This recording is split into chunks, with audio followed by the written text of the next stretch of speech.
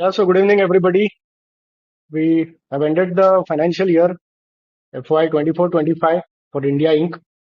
and very interesting set of results that we have analyzed. So our Twitter handle, Alpha Wealth Avenues, we have been covering the results of most important companies declared on a particular day in a single thread.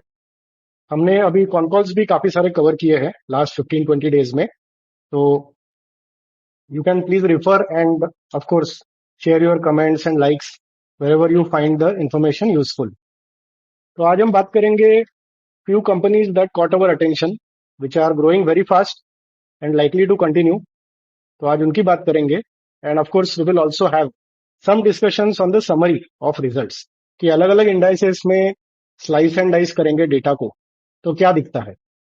So सबसे पहले one famous company we would like to start with which is PG Electroplast. जो avid investors रहे हैं उनको पता है कि electronic manufacturing space में this has been a front runner in the last 2 years after जो इनिशियल डिक्सन टेक्नोलॉजीज थे 5-6 साल से. PG Electroplast have made a mark and it has been a multibagger.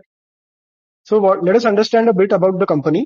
PG Electroplast is a trusted one stop solution provider for electronic manufacturing services and contract manufacturing to most leading consumer durable and electronic brands in India. Company के काफी सारे big capacities है, plastic injection moulding और capabilities across the value chain in original equipment manufacturing OEM as well as original design manufacturing which is referred to as ODM. तो it covers उसकी जो capabilities है that are pretty wide end to end and the products which it manufactures for leading brands वो है room ACs, washing machines, air coolers and LED TVs. Financial performance has been super. Company ने 4,870 करोड़ का revenue achieve किया FY25 में, 77% growth over previous year. EBITDA जिसको operating margin भी बोला जाता है वो 519 करोड़ है, 89% increase over the last year. इसकी वजह से एबिटा मार्जिन में एक्सपेंशन हुआ है. It is 10.7% in FY25 versus 10% last year. और पैट मार्जिन 291 करोड़ है जो 112% से ग्रो हुआ है over previous year. Hence the PAT margin has shown a healthy expansion from 5% to 6%. Management ने और रोबस्ट गाइडेंस दिया हुआ है. आफ्टर क्लॉकिंग 77% रेवेन्यू ग्रोथ, उन्होंने another 30% growth next year predict किया है, जिससे they will end at around 6350 crore of consolidated sales in FY26. The profit after tax is expected to cross 400 crore, reflecting around 40% increase from FY25 number of 291 crore. इनकी जो JV है Goodworth electronics is projected to achieve another 855 crore in sales, जिससे total group revenues 7,200 crore हो जाएंगे. This year they are 5,413 crore. So very healthy growth of 33% overall for next year is predicted. इनके 3 main revenue mix है. Products contributes around 61%. This has grown steadily as a good margin business. ये 3 साल पहले 44% of revenue था, अभी 61% हुआ है. Plastic moulding जो 49% था FY22 में वो अभी 25% है. और इलेक्ट्रॉनिक मैन्युफैक्चरिंग जो 6% था, वो अभी 13% है. ये जो इलेक्ट्रॉनिक सेगमेंट है 13% का, वो मेनली टीवी मैन्युफैक्चरर्स के लिए कुछ पार्ट्स बनाते हैं and it is also shifted to their JV called Goodworth electronics in the current year. So product business जो सबसे बड़ा है उसमें 35% रेवेन्यू ग्रोथ एक्सपेक्टेड है नेक्स्ट ईयर. एंड ये एक्सेलरेटेड एक्सपेंशन होगा वॉशिंग मशीन्स में, रूम एयर कंडीशनर्स में और एयर कूलर्स में. सो ये थे मेन हाइलाइट्स पीजी इलेक्ट्रोप्लास्ट के कंपनी और उसके फाइनेंशियल्स के. Over to Manthan for some more operational details, capex and important parts that you would like to know. Okay, thank you for the good summary. I hope I am audible. So like as we have discussed, PG Electroplast के 5,000 करोड़ का revenue है और हम आगे जैसे जाएंगे Keynes and Dixon को भी डिस्कस करेंगे. बट PG Electroplast ने क्या किया लास्ट 2-3 सालों में कि जो उनकी फैक्ट्रीज थी उन्होंने उसको और बड़ा किया एंड उसको और नेक्स्ट लेवल तक लेके गया. Next level means higher value added businesses में मूव किया. So they have launched new products and increased capacities against all the locations. उन्होंने रिसेंटली एक बड़ा स्टेप लिया जिसमें उन्होंने भिवंडी जो उनकी एक लोकेशन है वहां पे एक नया एसी फैक्ट्री लॉन्च किया. So now they are supplying to more than 35 AC brands. So जितनी भी एसी ब्रांड्स है इन इंडिया में सबका जो एसी बना रहा है इवेंचुअली पीजी इलेक्ट्रोप्लास्ट बना रहा है. ऐसी 25 ब्रांड्स के साथ वॉशिंग मशीन जो है वो भी पीजी इलेक्ट्रोप्लास्ट बना रहा है. Company has raised around 1500 crore in the QIP in last year, and this money will be used to build new factories and expand their operations. तो जो प्लेजी इलेक्ट्रोप्लास्ट है उसने 800 से 900 करोड़ का केपेक्स अनाउंस किया है FY 26 के लिए, नेक्स्ट ईयर के लिए, एंड उनका कैश ऑलरेडी है थ्रू QIP. तो जो न्यू फैक्ट्रीज आएगी उसमें से they are opening one facility in Rajasthan, जिससे वो प्लास्टिक पार्ट्स एंड कूलर्स के जो प्लास्टिक पार्ट है वो बनाएंगे. एक फैसिलिटी ग्रेटर नोएडा में बनाएंगे जो कि वॉशिंग मशीन को केटर करेगी. तीसरी फैसिलिटी जो कि बहुत बड़ी फैसिलिटी होने वाली है साउथ इंडिया के अंदर, वो एक रेफ्रिजरेटर फैसिलिटी आ रही है जो उसमें 300 करोड़ रुपए खर्च होने वाला है. एक और यूनिट आ रही है वेस्ट इंडिया में जिसमें वो एसी की कैपेसिटी इंप्रूव कर रहे हैं, जो उनके पास करंट कैपेसिटी है सुपा के अंदर, जिसमें 200 से 250 करोड़ का केपेक्स करने वाले हैं. तो इससे क्या पता चलता है all over India in all the verticals they are doing the expansion, they have raised the money by QIP. So with that expansion, next 2 to 3 years maybe easily this company can grow at 30-35% का growth rate. So जब भी हम इसकी valuation देखेंगे वो हमेशा महंगा ही मिलेगा, क्यों? क्योंकि इसकी ग्रोथ रेट बहुत ज्यादा है, लाइक 30-35% में सस्टेनेबली ग्रो कर सकती है. इंडिया में electronics market still under penetrated. So that's all for PG Electroplast. Thanks, Manthan, for all the value-added comments. अभी नेक्स्ट कंपनी देखते हैं which is in the same segment but it has other angles to it. वो है Kaynes technology. Kaynes technology is a leading end to end and IoT solutions enabled integrated electronics manufacturer. इनकी जो capabilities है it is across the spectrum of electronic system and design manufacturing, जिसको ESDM बोलते हैं. इनके पास 3 decades का 30 साल का एक्सपीरियंस है. Conceptual design, process engineering, integrated manufacturing and life cycle support for major players in automotive, industrial, EVs, aerospace, outer space, strategic electronics, medical, railways, IoT and information technology. So यहाँ पे आप देखोगे तो इनका जो रेंज ऑफ कैपेबिलिटीज है वो बहुत वाइड है compare to other electronic manufacturing companies. इनके 16 एडवांस्ड मैन्युफैक्चरिंग प्लांट्स है जो high mix and high value products at flexible and variable volumes across industry verticals बना सकते हैं. तो दोस्तों इसमें समझने वाली बात है कि when you are catering to 10 big industries तो वहां पे काफी सारे ऑर्डर्स में भी चेंजेस हो सकते हैं. बहुत ही वैरायटी ऑफ प्रोडक्ट्स रहेगा compare to a normal manufacturer. तो ये जो फ्लेक्सिबिलिटी चाहिए मिक्स और वैल्यू की प्रोडक्ट्स की वो इनके पास है. और अभी कंपनी के पास सर्विस सेंटर्स भी है कोचीन एंड मुंबई में which cater to railway, aerospace, defence and industrial clients. Quickly financial performance देखते हैं. So the revenue that they ended with in FY 25 is 2722 crores, 2700, which is 51% growth over last year. EBITDA या operating margin 411 crore है जो 62% grow हुआ है. Hence, there is a expansion in EBITDA margin from 14.1 to 15.1%. Profit after tax has grown at 60% to become 293 crores. अभी जो PAT margin है वो 10.8% है. इनके जो मेन रेवेन्यू सेगमेंट्स है उसमें फर्स्ट इज OEM, जिसको टर्न की बोल सकते हैं, और ये बॉक्स बिल्ड सेगमेंट में. This is contributing 39% of revenue.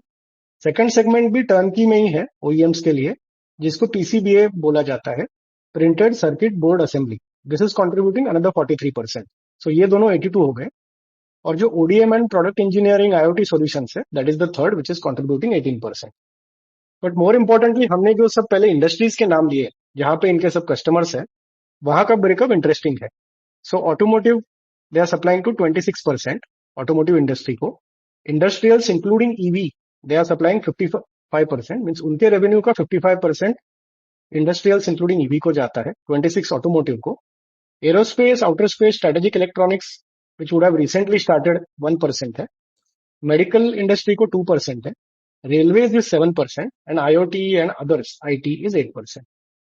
Guidance जो दिया है मैनेजमेंट ने FY 26 के लिए अनदर 60% ग्रोथ इज एक्सपेक्टेड. मतलब करंट ईयर में दे डिड 51%, अभी वो लोग 60% प्रेडिक्ट कर रहे हैं.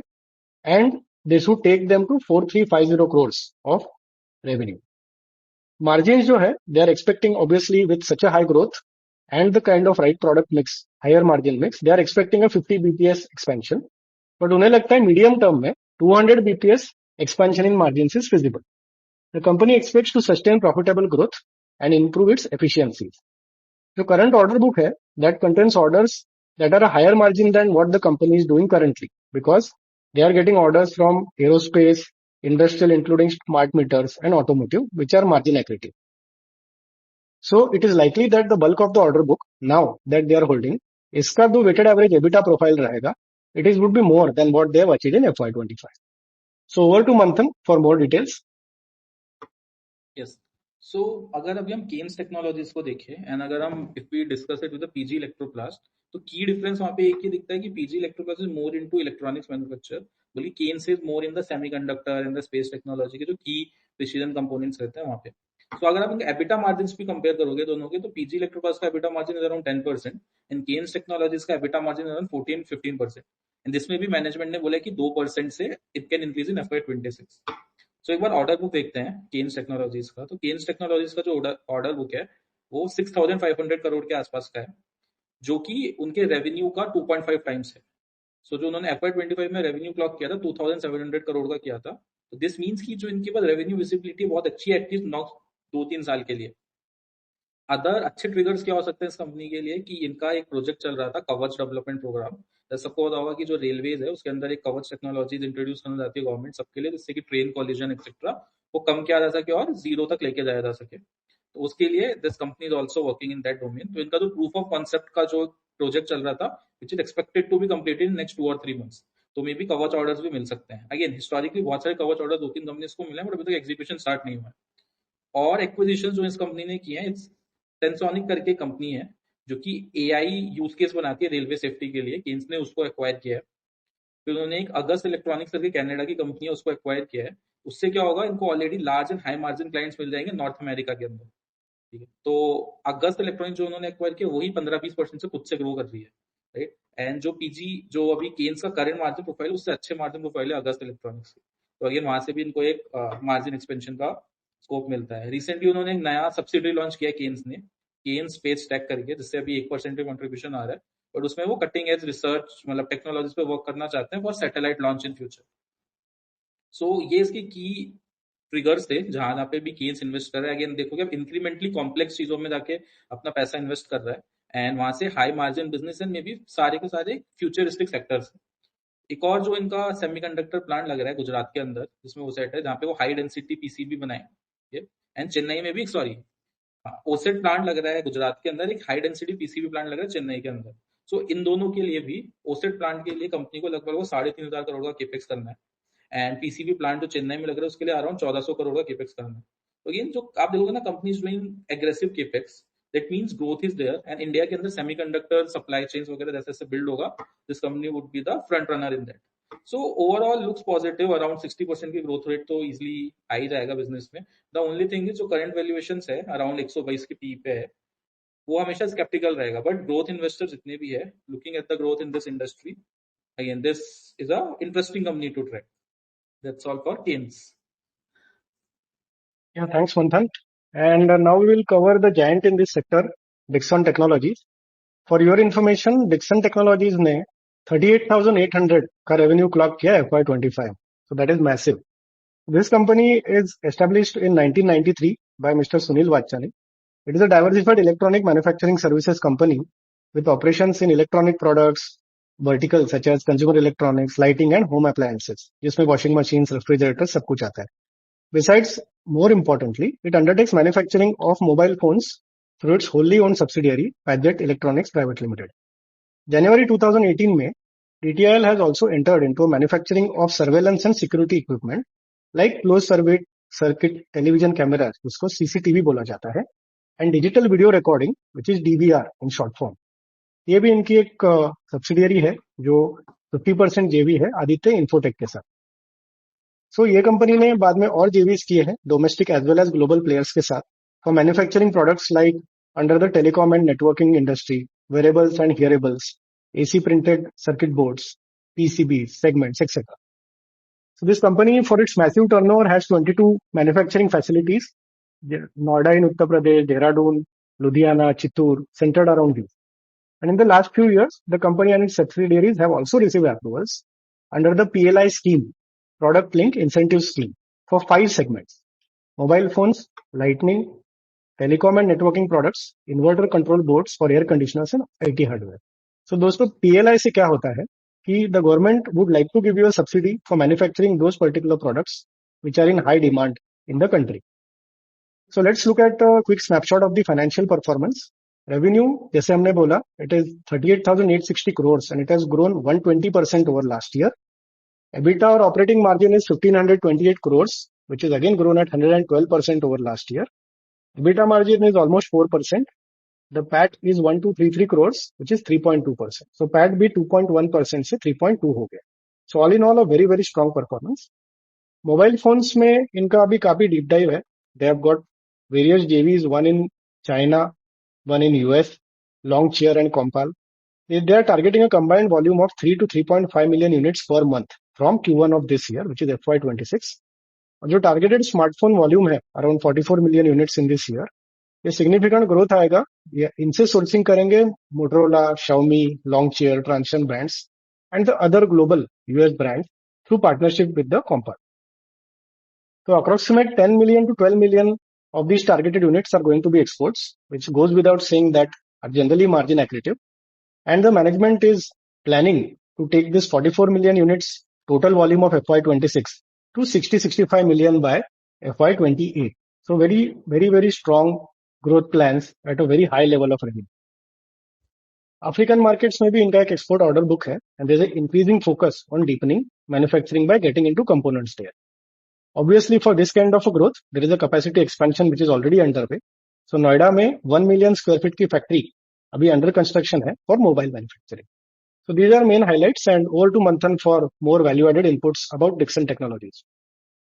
यस ओके सो अगर हम डिक्सन टेक्नोलॉजीज को देखें एंड इसको पीजी इलेक्ट्रोक्लास से कंपैरिजन करते हैं क्योंकि ऑलमोस्ट सिमिलर सेगमेंट में है तो पीजी इलेक्ट्रोक्लास से Dixon is around 6 to 7 times bigger but इनका एबिटा मार्जिन प्रोफाइल देखोगे ना डिक्सन का is around 3 to 4% and versus PG Electroplast का इज मोर अराउंड 10%. सो यहाँ से पता चलता है कि इनके बिजनेस मॉडल में थोड़े से डिफरेंसेस है. डिक्सन जो है वो बेसिकली B2B असेंबली के अंदर है which is basically high volume contract manufacturing करती है. तो जितने भी मोबाइल फोन्स वगैरह की मैन्युफैक्चरिंग है it's more of a low margin business. Whereas PG Electroplast क्या करता है ना खुद डिजाइन मैन्युफैक्चर करता है तो ओरिजिनल डिजाइन मैन्युफैक्चरर है for ACs and washing machine इसलिए उनको थोड़ा ज्यादा मार्जिन मिलता है. Now let's deep dive into the segmental revenue for Dixon and कैसा लगता है. तो डिक्सन के अभी आसपास क्या है डिक्सन को अलग अलग सेगमेंट्स में लाइक इसके बहुत सारे सेगमेंट्स हैं अभी हम इन डिटेल डिस्कस करेंगे इसको. तो सारे सेगमेंट के अंदर मल्टीपल प्रोडक्ट लाइंस है एंड ये लोग अभी कोशिश कर रहे हैं कि बैकवर्ड मैन्युफैक्चरिंग इंटीग्रेशन करे एंड एंटर करे हाई मार्जिन बिजनेस के अंदर. ठीक तो उससे क्या होगा कि इनके जो मार्जिन अभी 3-4% है उसको इंक्रीमेंटली बढ़ा के में भी 7 to 8% तक लेके जाना चाहते हैं. तो let's start with component manufacturing. So component manufacturing में one important thing that they are doing is a display module factory बनाना चाहते हैं इंडिया के अंदर एंड इन्होंने उसके लिए पार्टनरशिप किया HKC के साथ. तो उसमें क्या करेंगे मोबाइल एंड लैपटॉप की स्क्रीन बनाएंगे. तो ये जो फैक्ट्री होगी FY26 एंड तक लाइव होगी. तो मे बी इस फाइनेंशियल ईयर में तो कोई कंट्रीब्यूशन नहीं आएगा यहाँ से बट FY27 से रेवेन्यू विल स्टार्ट क्लॉकिंग इन जो डिस्प्ले मैन्युफैक्चरिंग फैसिलिटी से आएगा. नाउ इसके कंज्यूमर इलेक्ट्रॉनिक्स के बिजनेस पे आते हैं. कंज्यूमर इलेक्ट्रॉनिक्स में टीवीज बनाते हैं बेसिकली. आप ग्लोबली देखोगे ना तो टीवी की जो डिमांड है वो अंडर प्रेशर रही है. It's a global thing and Dixon ने भी अपना मार्केट शेयर लूज किया है इस सेगमेंट के अंदर. सो अभी डिक्सन की मैनेजमेंट ने क्या बोला they are trying to get into newer products like Amazon Fire TV, LG Web OS जितने भी ये AI एनेबल टीवीज और स्मार्ट टीवीज है उसके अंदर मूव करना चाहते हैं. इनका रेफ्रिजरेटर सेगमेंट बहुत अच्छा कर रहा है. So it has done very well and Dixon ने almost 8% of Indian market acquire कर लिया है. अपनी जो प्लांट की कैपेसिटी उसको डबल करना चाहते हैं.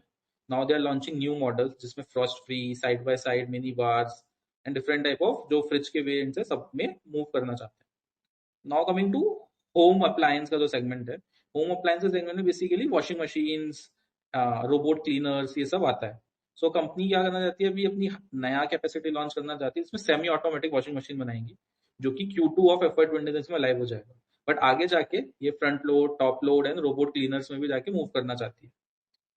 सो ये इसका ओवरऑल देखेंगे ना तो अभी इनका जो मैक्सिमम इंक्रीमेंटल चीजें आनी चाहिए वो डिस्प्ले में जब बैकवर्ड इंटीग्रेशन करेंगे वहां से मार्जिन इंप्रूवमेंट हो सकता है. अभी IT हार्डवेयर में भी उनका लेनोवो के साथ अच्छा एग्रीमेंट था. Now they will start manufacturing for HP and Asus.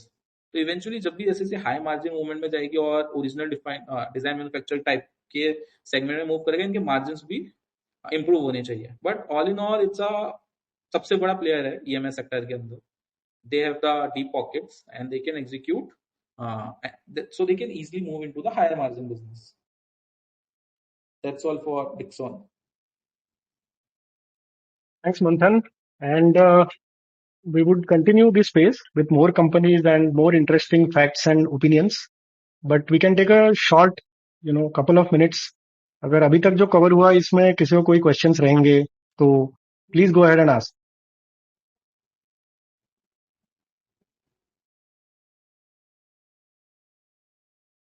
If anyone has any questions, please raise your hands or maybe send in the comments of this space link.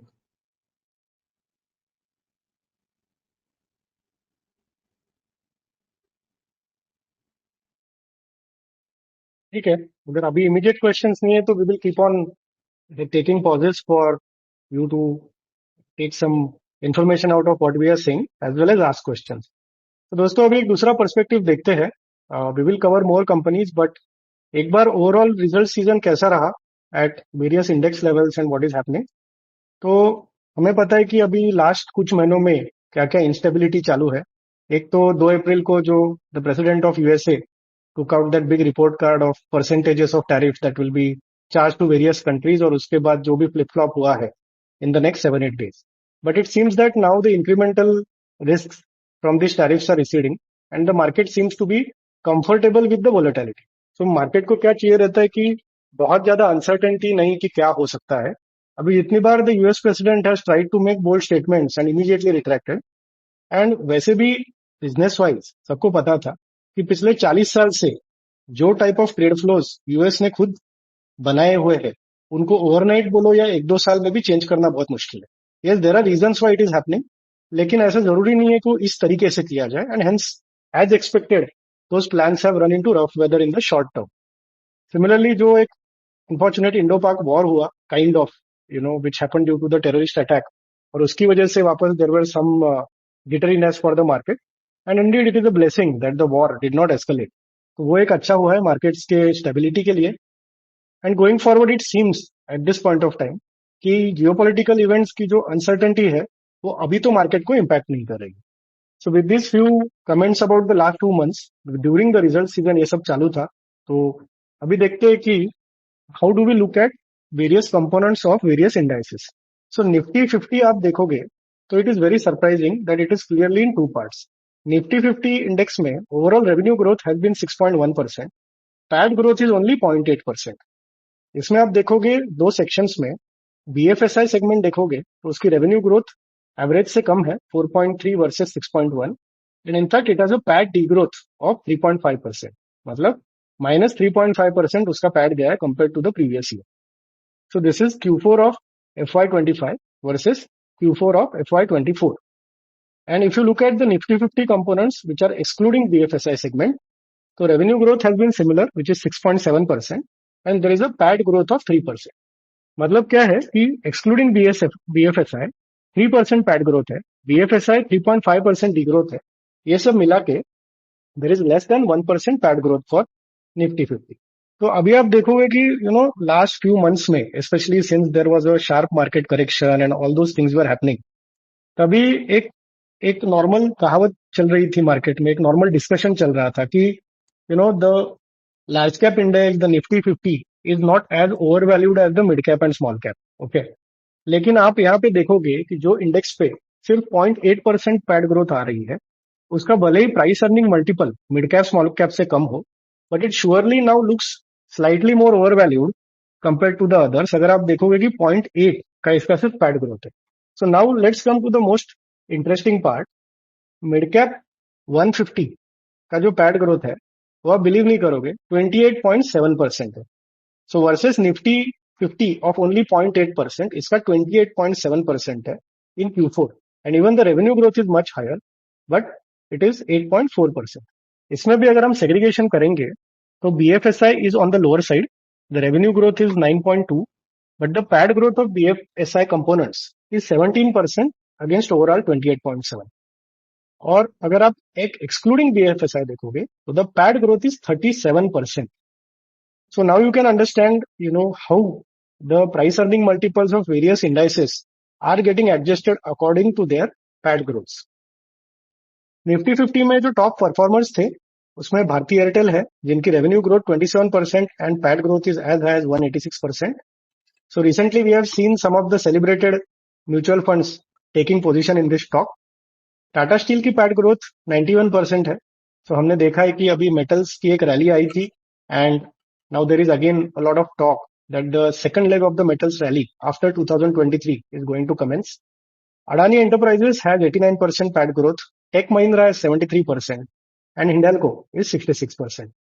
So top 5 में आप देखोगे कि दो metal companies है. लैगार्ड्स में IndusInd bank है. वैसे तो हमने देखा है पिछले 2-3 महीने में this bank has gone from one controversy to another, but more importantly it has a PAT degrowth of 195%. Eternal Zomato का नाम चेंज होकर एटर्नल हुआ था, उसकी पैट डिग्रोथ है 77% की. Tata Motors had a PAT degrowth of 49.6%. Please keep in mind ये सब Q4 की सिर्फ बात हो रही है, पूरे साल की नहीं. Because we cover every quarter, we again want to focus on Q4. और Q4 पे हम क्यों फोकस कर रहे हैं वो भी आपको अगले 5 मिनट में पता चलेगा. Similarly ONGC had a PAT degrowth of 34%. Now let's come to what we discussed, what is almost the reason for celebration. Midcap 150 index के 28.7% पैट ग्रोथ है. इसमें main contributors in BFSI segment have been Sundaram Finance at 81% PAT growth and Bank of India at 65%. Similarly, in revenue growth in mid-cap segment, VAC has given 70% revenue growth और आपने इसकी rally आप already देख चुके हो पिछले 1-1.5 महीने में. Similarly, AU Small Finance Bank has also given 51%. अभी जो हमने कंपनी कवर की Dixon technologies, that is the one of the top performers in revenue segment for mid cap, it is 121%. Bharat dynamics in the defence industry is 108%. Suzlon Energy in the mid-cap segment has given 320% PAT growth and NTPC Green has given 188%. So amongst all the indices, the main three ones, mid-cap has given the highest growth. Let's look at small-cap 250.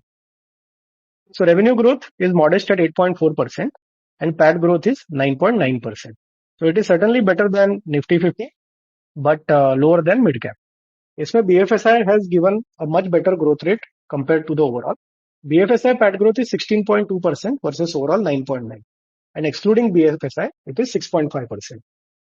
So BFSI में main PAT growth contributors है JM Financial, which has given 782% PAT growth. Capri Global has given 115%. Excluding BFSI, high PAT growth has come from Laurus Labs, a very famous player in pharma, 210%. Ramkrishna Forging has given 206%. अभी एक overview लेते हैं Nifty 500 का. Nifty 500 index which is composite of 100 large caps, 150 mid caps and 250 small caps. That is as per the segregation done. So इसमें overall revenue growth 6.2 है और PAT growth 9.2 है. तो यहाँ पे क्लियरली देखने को मिलता है कि नॉन निफ्टी 50 कंपोनेंट्स का काफी सारा पॉजिटिव इंपैक्ट हुआ है और इसमें main contributors are what we covered in the earlier slides. So Nifty 500 का while overall growth in the PAT in Q4 has been 9.2%. ये year on year है, लेकिन इसमें हमने देखा कि there is a wide difference. Okay, so what we feel is that there are certain industries, there are certain business segments which have started booming again after a lull in Q1, Q2, Q3 of last year. These will be the ones to watch because some of them, as we mentioned, have a high PE, but the way they are growing, that PE is justified. Also, there are many pockets of undervaluation where surprisingly companies have given very strong growth rates and currently their price earning multiples, PE is all very favorable. So in a way, we can say Q4 has given better results than what we saw in the first 3 quarters. And let's hope that this is a turning point. Amongst the price action of the last 5 months, हमने सबने देखा है कि Jan, Feb, there was a brutal correction in the market. लेकिन उसमें भी last 5 months में there are certain sectors which have given very good positive price action. So इसमें Nifty Financial Services has given 14% positive price gain. Nifty Bank has given 11%. Then Nifty Metals have given almost 10%.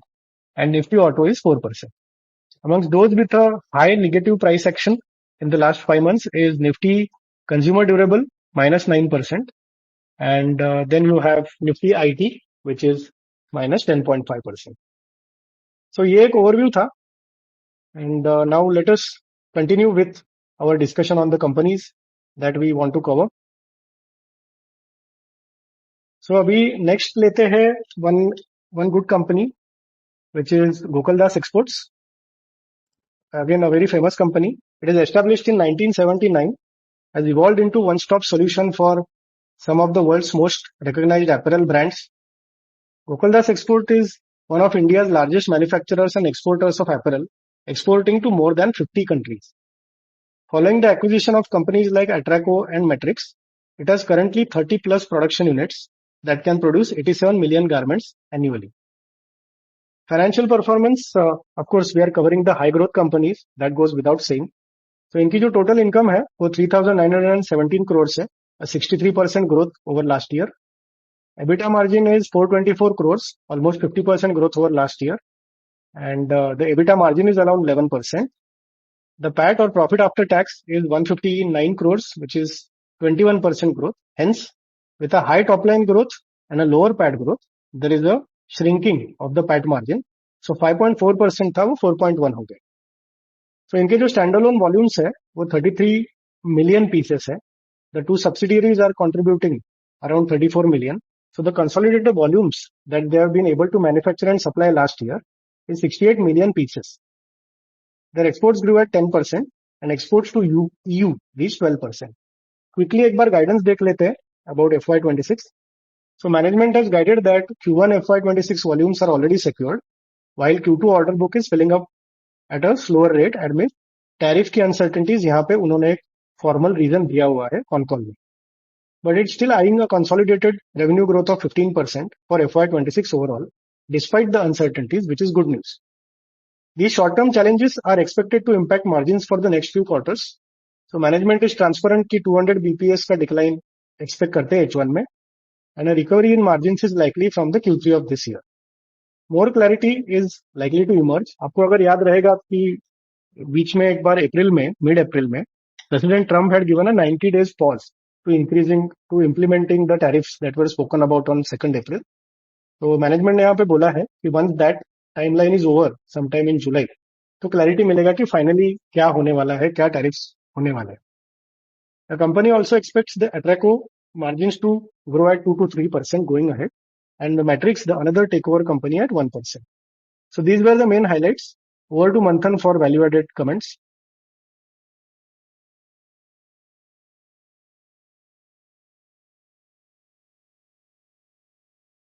Manthan, you are on mute. सो अगर हम गोकुलदास को देखें, सो गोकुलदास एक textile industry के अंदर है, and textile industry की वैल्यू चेन भी थोड़ी इंटरेस्टिंग है. सो अगर आप कॉटन की वैल्यू चेन देखोगे तो start from ginning, then spinning, then उससे फिर यार्न बनता है, देन यार्न से गारमेंट बनते हैं, उसके बाद अपैरल्स बनते हैं. ठीक है, हमने एक नितिन स्पिनर्स पे डिटेल ब्लॉग लिखा था, मे बी आप उसको पढ़ सकते हो अगर आपको टेक्सटाइल की वैल्यू चेन जानना है तो. बट कुछ इंटरेस्टिंग की ट्रिगर्स है टेक्सटाइल इंडस्ट्री के लिए. क्या है कि जो वियतनाम में काफी मैन्युफैक्चरिंग होती थी, पर वहां पे लेबर कॉस्ट बढ़ रही है.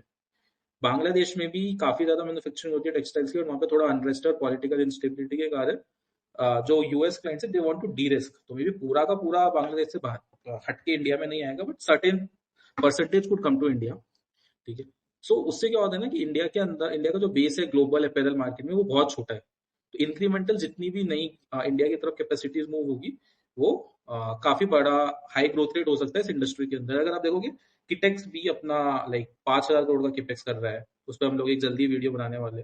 Then same Pearl Global, and अगर आप गोकुलदास एक्सपोर्ट देखोगे, सबकी कमेंट्री थोड़ी अच्छी आ रही है. सो अगर हम गोकुलदास को स्पेसिफिकली देखें, they are into the apparel business. So ये क्या करते हैं कि गारमेंट अपैरल बनाते हैं, यूएस के अंदर अपैरल को एक्सपोर्ट करते हैं. सो इसके अंदर मैनेजमेंट ने कमेंट्री ये दिया है कि बहुत कॉशियस स्टेंस लिया है नियर टर्म के लिए due to tariff uncertainty, but long term जो की ट्रिगर्स है सब हमने डिस्कस किया, उधर से अभी पॉजिटिव कमेंट्री आ रही है. क्योंकि अभी इंडिया का यूके के साथ एफटीए हुआ है, ईयू के साथ भी मे बी एफटीए होने के चांसेस है, then bilateral trade agreement with US भी इवेंचुअली होना ही है. तो उसके कारण एक स्ट्रॉन्ग एक्सपोर्ट विजिबिलिटी बन सकती है इन यूरोपियन मार्केट. हम जैसे हमने डिस्कस किया, वियतनाम एंड बांग्लादेश में स्टार्ट लूजिंग मार्केट शेयर. अगर लूज भी नहीं करेंगे तो इंडिया के लिए इंक्रीमेंटल ग्रोथ रेट आना की ज्यादा चांसेस है. सो ओवरऑल अगर ये देखेंगे तो कंपनी ने जो गाइडेंस दिया है कि 15% से टॉप लाइन ग्रोथ होना चाहिए, मैनेजमेंट थोड़ा कंजर्वेटिव है, जो अपना गाइडेंस बोलता है actually mean it. So most of the time achieve ही किया है. इन्होंने 2 अपैरल कंपनी को एक्वायर किया है, एट्रेको एंड मैट्रिक्स करके, in last 2 years as their global expansion strategy. So अगर आप देखोगे तो दोनों जो कंपनीज थी, उसका current capacities around 87 million garments बनाने के एनुअली, जो कि सिर्फ 40% यूटिलाइज्ड है एज ऑफ FY25. तो जैसे जैसे इसको टर्न अराउंड करेगी एक्वायर करने के बाद गोकुलदास अपने बिजनेस में इंटीग्रेट करेगी, यहाँ से एक ऑपरेटिंग लेवरेज आने के बहुत ज्यादा चांसेस है। ठीक है, तो all in all this textile industry थोड़ा एक मतलब क्या बोलते हैं जंक्शन पे है जहाँ पे स्ट्रॉन्ग रेवेन्यू ग्रोथ आने के बहुत चांसेस है। So that's all for Gokuldas. Yeah, thanks, Manthan. There is one question from somebody has asked for a speaker request. It is Chamkila.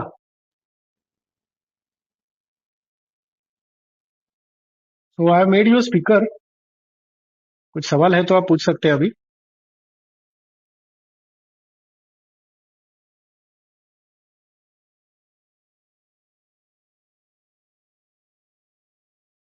इन्होंने हाथ रेज किया था, अगर कोई सवाल है तो आप पूछ सकते हो, नहीं तो will continue with the next company.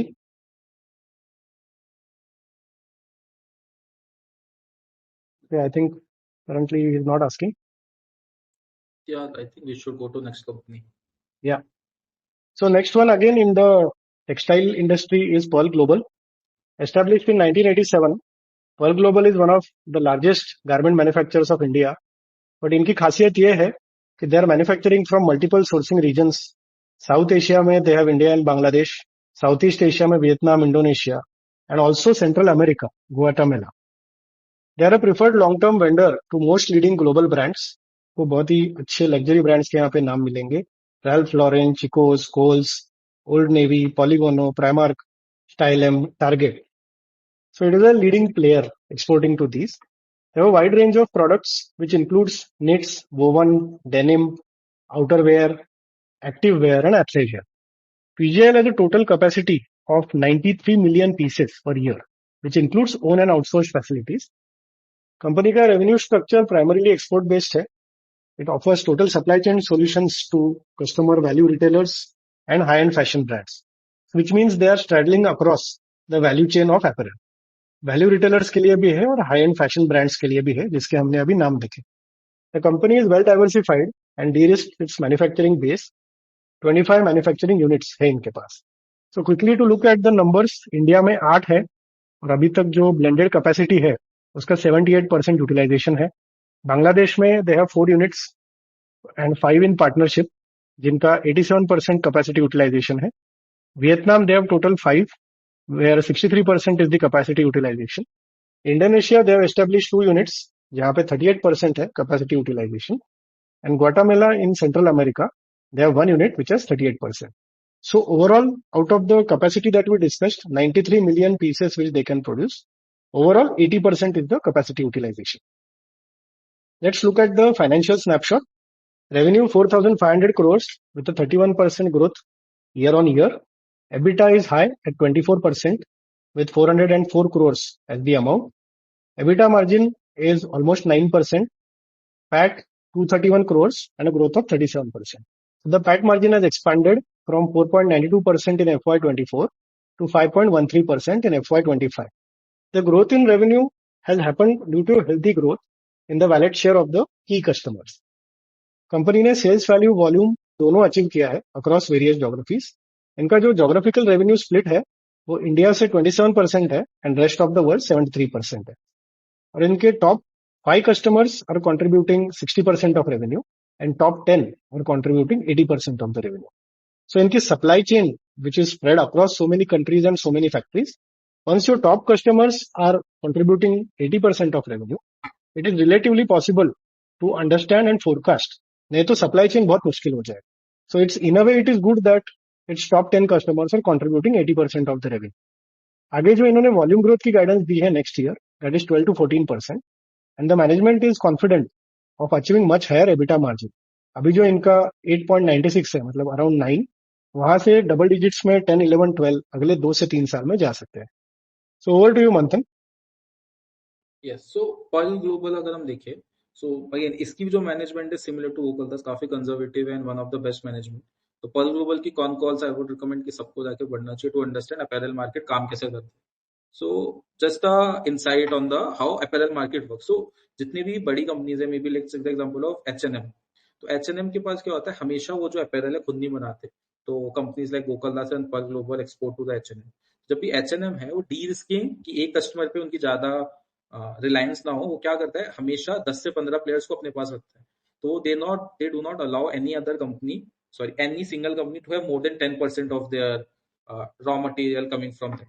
तो इससे क्या होता है, मल्टीपल प्लेयर्स को अपॉर्चुनिटी मिलता है। एंड जैसे कि ये, जैसे मान लो पर्ल ग्लोबल ने H&M को एक्वायर किया, तो H&M पहले उनको छोटा ऑर्डर देगा, then incrementally it will start increasing.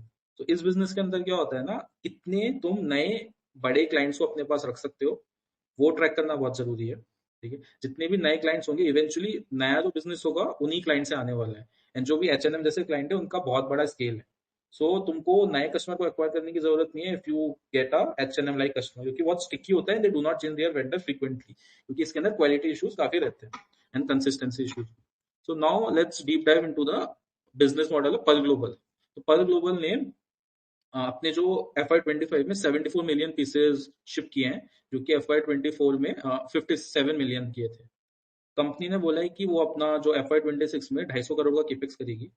Perl global और गोकुलदास में एक डिफरेंस क्या है, पर्ल ग्लोबल का बहुत डाइवर्सिफाइड मैन्युफैक्चरिंग फैसिलिटी है, मेनली कंसंट्रेटेड इन बांग्लादेश, वेयरएज गोकुलदास का मैक्सिमम इंडिया के अंदर है। सो अभी जो इन्होंने 250 करोड़ का केपेक्स किया है, उसमें से 110 crore will be going to Bangladesh capacity expansion के लिए, 20 crore is coming to India.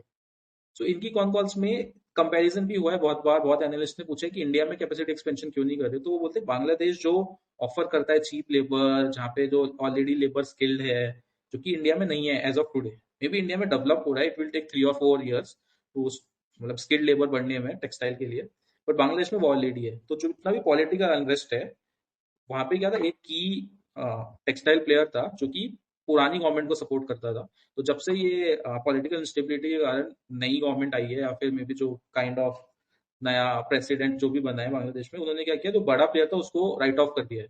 तो पर्ल ग्लोबल जैसी कंपनीज को क्या ऑप्शन मिला है ना, वहाँ पे कंसोलिडेशन का ऑप्शन मिला है। तो Pearl Global strategically acquiring assets in the Bangladesh. But ये स्ट्रेटेजी कैसे काम करती है, may be it can backfire also, but as of today management ने बोला बांग्लादेश में कोई इशू नहीं है, इट्स प्रीटी स्टेबल। जो वुमेन पार्टिसिपेशन है वो सेम है, कोई लेबर एब्सेंट नहीं है।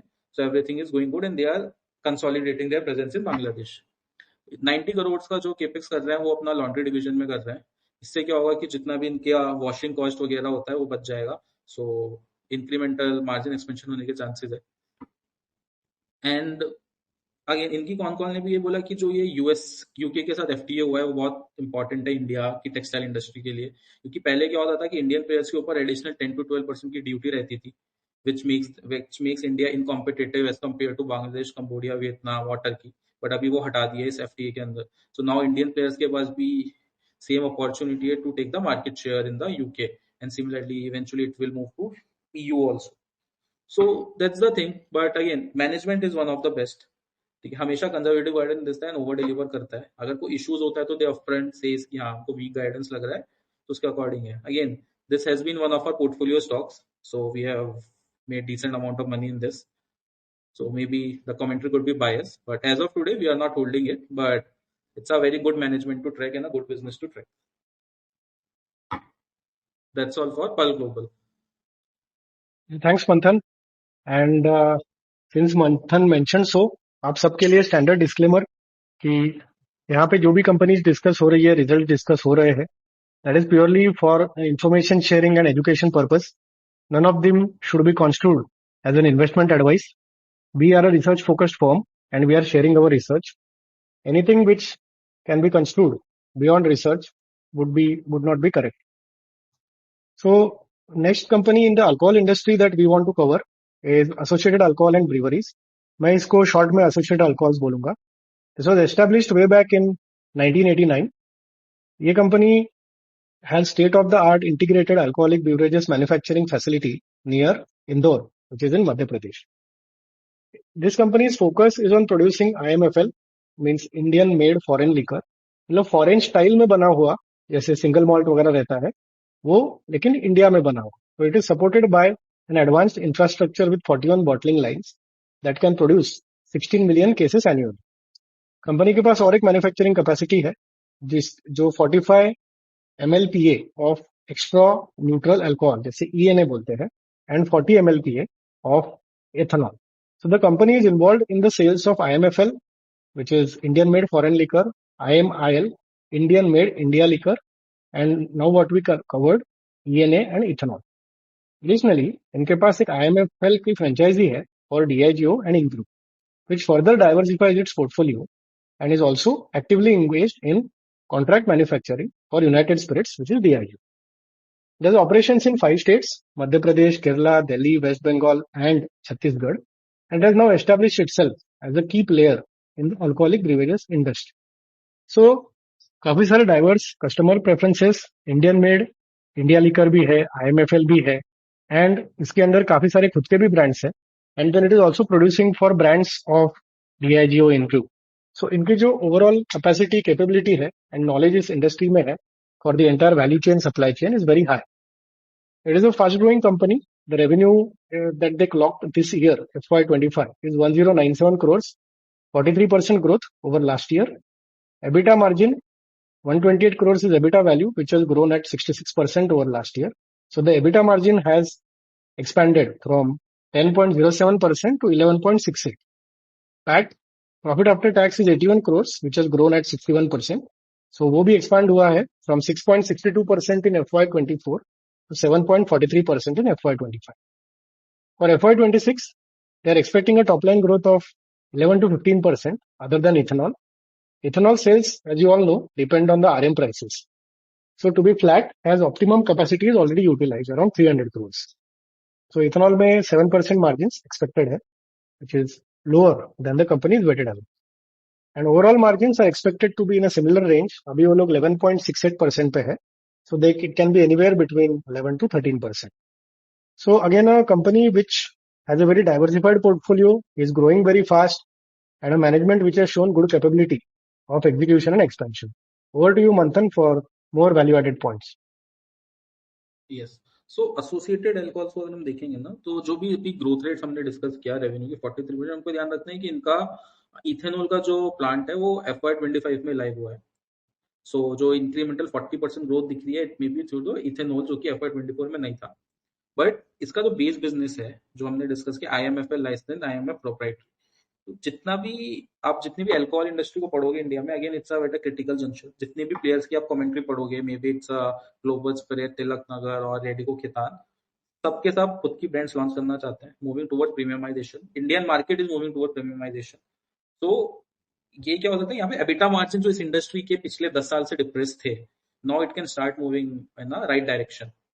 गवर्नमेंट्स भी क्या हो रहा है, गवर्नमेंट सपोर्ट भी मिल रहा है. पहले जैसे कि जब भी इलेक्शंस होते थे तो अल्कोहल कंपनीज के ऊपर एक हैंगओवर रहता था कि कोई नई गवर्नमेंट आके अल्कोहल बैन एक्सेट्रा के तो वादे नहीं करेगी. But as we are seeing with Bangalore का जो केस स्टडी है, वहां का जो maximum revenue is coming from ethanol और अल्कोहल इंडस्ट्री, सिमिलरली दिल्ली का.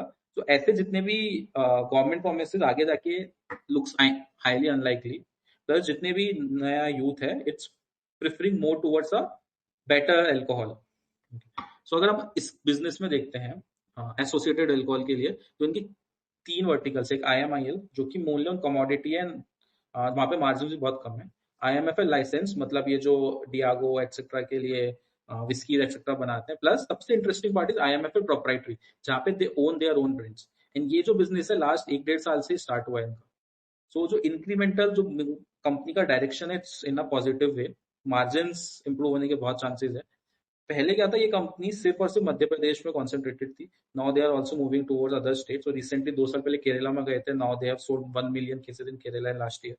सो now they are focusing on Maharashtra and UP. So Maharashtra and UP की जो मार्केट है वो 10 टाइम बिगर है देन मध्य प्रदेश. तो आप देख सकते हो वॉल्यूम, और जो कोई कंपनी अगर स्ट्रेटेजिक एक्सपेंशन कर रही है इन डिफरेंट स्टेट्स, वहां से वॉल्यूम ग्रोथ हो सकता है. They are moving into high margin business by launching their own brand.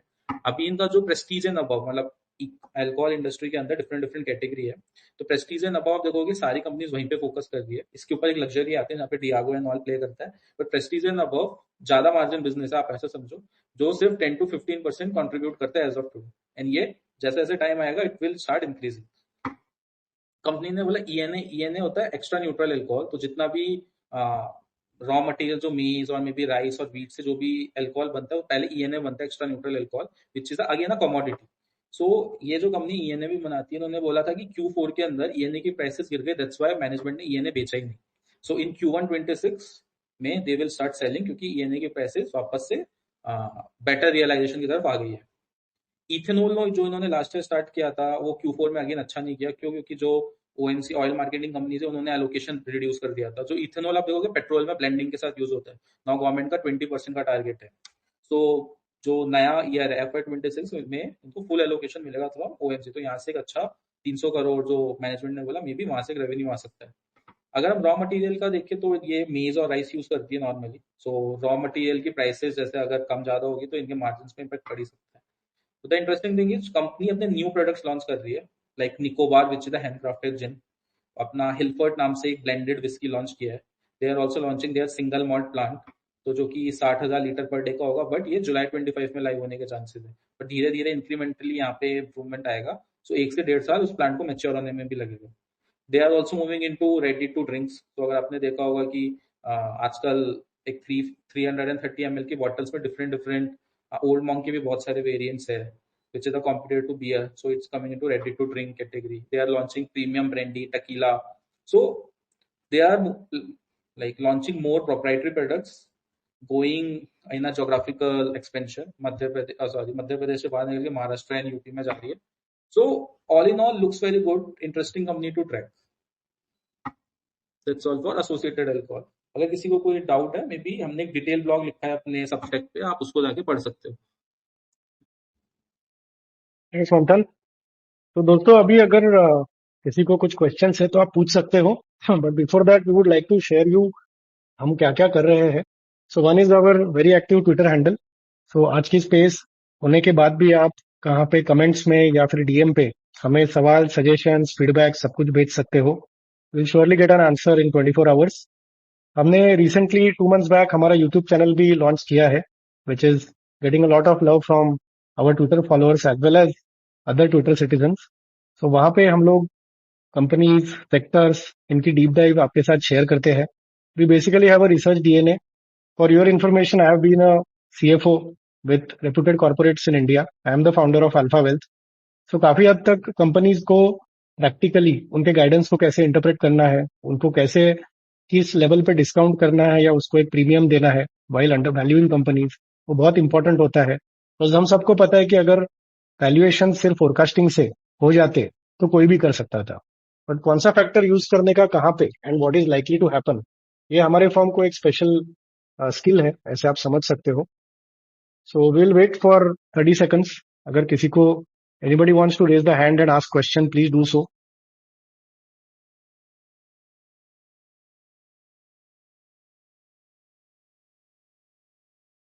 Fine, then we will continue. तो next is a very interesting company, Tarachand Infra Logistics Solutions. This is a leading player in India's infrastructure and industrial development landscape.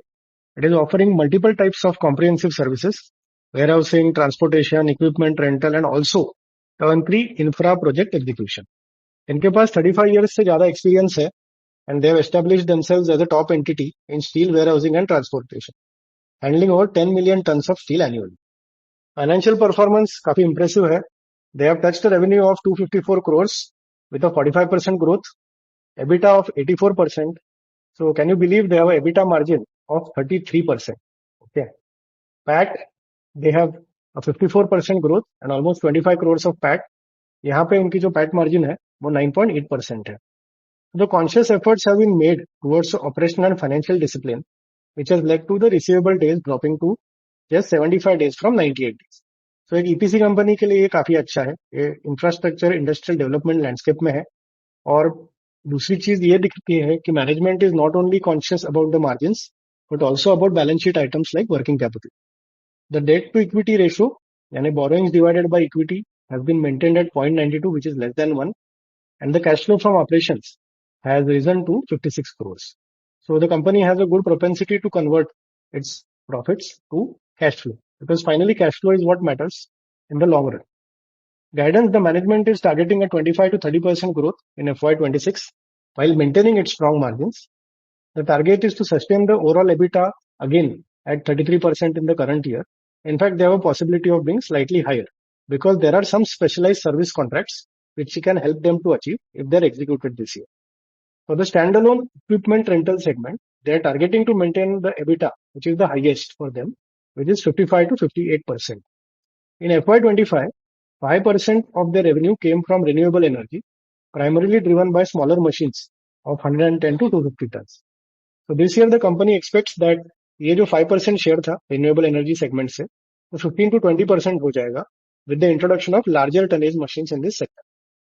And overall in the warehousing and transportation segment जो उनका main है वहां पे they are expecting to maintain the margin of around 20% in FY26 as well.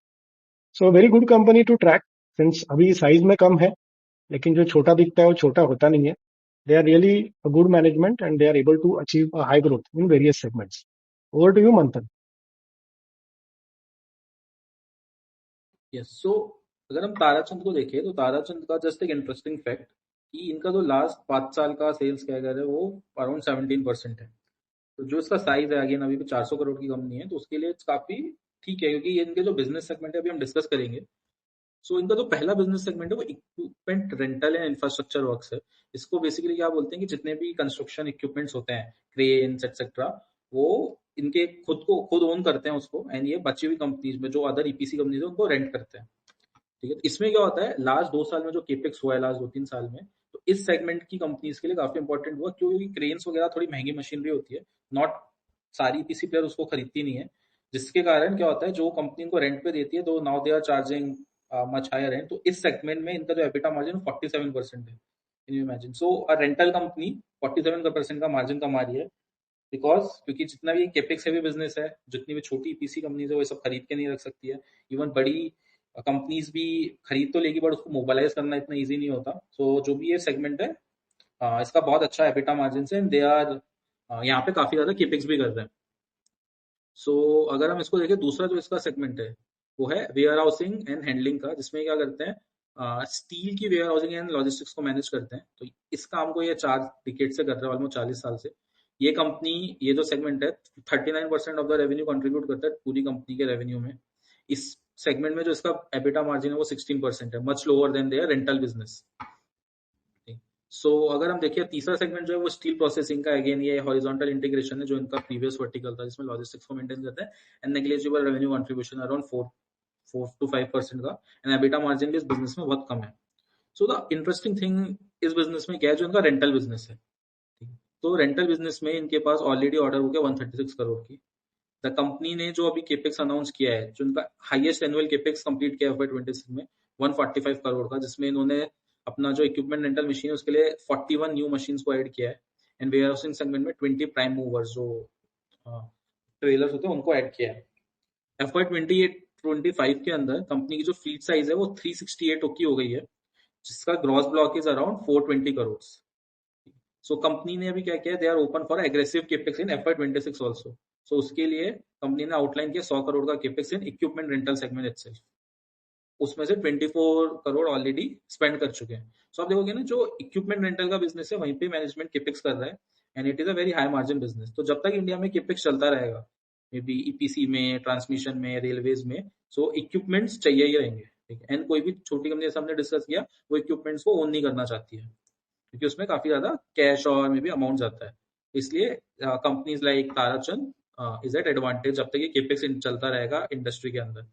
So as of today management से भी सब लोग यही पूछते हैं कि ये इक्विपमेंट बिजनेस जो है it's a clear proxy towards the capex story of India. So पूछते हैं कि डिमांड कैसा है कि नहीं तो मैनेजमेंट ने बोला डिमांड इज प्रिटी रोबस्ट. कोई स्पेसिफिक चैलेंजेस नहीं दिख रहे हैं. So again stock is trading around 20 का पीई है एंड इसका जो पैट है should easily grow at 30-35%. So it's a very interesting company क्योंकि जो केपेक्स हो रहा है वो इक्विपमेंट रेंटल बिजनेस में हो रहा है which is a much higher EBITDA margin business. So PAT growth can be higher than the revenue growth. That's all for Tarachand. अगर किसी को कोई questions है, we can take that. Yeah, sure. So I think maybe after every company एक 5 से 10 second रुक सकते हैं. And guys, अगर during the course of our discussion or our communication about the company, आप hand raise करते हो तो भी चलेगा. At the end of that company's topic, we will take up your question. So let's move on, Manthan. Next is Transrail Lighting. As all of you know, this was very recently listed in December 24. It is one of the leading EPC companies with primary focus on power transmission and distribution business with more than 4 decades experience. तो अभी क्या है कि power generation के बारे में काफी discussions हो चुके हैं पिछले कुछ सालों में, लेकिन जब तक transmission and distribution cannot match that kind of a power generation, तब तक जिधर पावर आपको पहुंचानी है वो पहुंचेगी नहीं। तो वहां पे दिस इज अ वेरी की player. It's of course headquarter in India, but कमाल की बात यह है कि it is a really global enterprise. So Indian global MNC आप बोल सकते हो, जहां पे दे have a footprint across 59 countries and 5 continents. It provides turnkey solutions from design, engineering, supply, manufacture, construction, testing services across all its business verticals, which includes power T&D, civil construction, railways, pole and lighting and solar EPC. तो आप देखोगे कि यहाँ पे 5 business verticals हैं, लेकिन उसका जो बल्क ऑफ द रेवेन्यू है वो पावर एंड टीएनडी से ही आता है। बाकी जो है civil construction, railways, pole and lightning, ये सब अभी सिंगल डिजिट में है। And of course they will have their own growth path in the years to come. It has more than 2,000 employees, and as a part of the power T&D business, Translate has large-scale manufacturing facilities in India for galvanized lattice towers, overhead conductors, and galvanized monopoles, in addition to a well-accredited power testing facility. So basically, while you are doing EPC, मतलब आपको एक contract मिलता है, आप चीजों को bye करके produce करके उसको एक टर्न की कॉन्ट्रैक्ट मिलता है। बट इस कंपनी का अभी बैकवर्ड इंटीग्रेशन बहुत अच्छा चल रहा है, यहाँ पे काफी सारे जो की प्रोडक्ट्स या की मटेरियल्स लगेंगे उसके ईपीसी कंप्लीशन में, it is able to manufacture. So obviously it will be good for margin in the medium term. Let's look at a quick snapshot of the financial performance. The revenue that they achieved is 5,308 crores in FY25, 30% growth over last year. EBITDA is 676 crores with a 41% growth. Hence, there is a 100 bps expansion of EBITDA margin from 11.7%, it is 12.7 now. The profit after tax is 327 crores with a 40% growth over last year, and the PAT margin is 6.1%. Revenue mix, power T&D, that is power transmission and distribution, is 90 to 91%. Civil construction is 4%, 2% is railways, and 1% is pole lighting. And solar EPC is a very recent foray in FY25. The top line growth that has been guided is 23 to 25%. So 5,300 crore के revenue पे they are expected to grow by another 25%. And EBITDA margins जो अभी चल रहे हैं between 12 and 13%, those are sustainable. So over to you, Manthan, for doing a deep dive on the company. Yes, तो transfer को अगर हम देखेंगे ना, ट्रांसफर जैसा अभी हमने डिस्कस किया, ईपीसी ईपीसी क्या है, पावर टीएनडी के अंदर ट्रांसमिशन डिस्ट्रीब्यूशन सेगमेंट में ईपीसी प्लेयर है। जैसा अभी हमने डिस्कस किया कि जितना भी सोलर जनरेशन पे गवर्नमेंट फोकस करती है, वो सब वेस्ट है अगर उसको ट्रांसमिट नहीं कर पाते हैं टिल द एंड यूजर। इस सेक्टर ट्रांसमिशन सेक्टर में भी बहुत ज्यादा कैपेक्स हो रहा है। तो हमने ट्रांसफॉर्मर्स पे वीडियो बनाया है, जो कि आप देख सकते हो। यहाँ पे हमने टेरियो सेक्टर को कवर किया है। देन हमने अपने लास्ट पेज में भी कुछ कंपनीज लाइक काइकी जो एसएमई कंपनी है, Viviana Power, all of these are into the power transmission and distribution sector. सारे के सारे प्लेयर्स की ग्रोथ रेट बहुत अच्छी है, बहुत अच्छे रेवेन्यू विजिबिलिटी है। हमने एक ट्रांसफॉर्मर सेगमेंट में ही लेमिनेशन इंडस्ट्री जो कि रॉ मटेरियल को कैटर करती है, जेबी वर्सेस ग्लास पे एक इंटरेस्टिंग वीडियो बनाया है, आप उसको भी देख सकते हो यूट्यूब चैनल पे जाके। बट ये जो पूरा इंडस्ट्री है ट्रांसमिशन एंड डिस्ट्रीब्यूशन का, यहाँ पे मैसिव केपेक्स हो रहा है। तो अराउंड 3 लाख करोड़ का केपेक्स होना था FY23 से FY30 तक। तो जितनी भी प्लेयर्स इसके अंदर है सबको बेनिफिशियल है। अगर ट्रांसफिल को देखेंगे, इट्स अ प्रूवन कंपनी, सिर्फ 8,000 करोड़ का मार्केट कैप है। इनका order book is around 2.7 times of their revenue. तो स्ट्रॉन्ग रेवेन्यू विजिबिलिटी है नेक्स्ट 2 से 3 साल के लिए। रेवेन्यू गाइडेंस मैनेजमेंट ने 25% का दिया हुआ है। स्टॉक के स्टिल ट्रेडिंग अराउंड 26-27 के पीई पे। सो ओवरऑल अगर हम देखेंगे, फुल्ली बैकवर्ड इंटीग्रेटेड प्लेयर है। जितना भी ईपीसी करता है, most of the raw material they are making themselves. That's when the EBITDA margin is higher than the skipper, जो इसका peer comparison अगर हम डिस्कस करेंगे तो वो है। So all in all, Transcend looks very good. इस पे हमारी एक डिटेल वीडियो आ रही है। So आप में भी 2 दिन बाद या मे बी कल ही we will release the video on Transcend, तो आप उसको देख सकते हो। That's all for Transcend. अगर कोई क्वेश्चन है हम वो ले सकते हैं, बट आई थिंक वीडियो आ रही है तो like all the people, I would say कि let's wait for the video जिसमें हमने इन डेप्थ कवर किया है ट्रांसफर लाइटिंग के बिजनेस को एंड फ्यूचर प्रोस्पेक्ट्स को। Yeah, thanks, Manthan. So the next company we want to cover for you is Satlokar Synergis E&C Global, popularly known as SSEGL. This was established in 2013 and it is one of the leading providers of EPC services across multiple sectors like industrial, commercial, institutional, pharma and solar. Company ने तमिलनाडु, कर्नाटका, उत्तर प्रदेश और waste Bengal में already projects complete किए हैं, and it basically participates in government EPC projects through competitive bidding. It is an authorized dealer of Tata Power Solar Systems now, providing installation, sales, commissioning and maintenance services for solar power systems. SSEGL का performance financially कैसा रहा?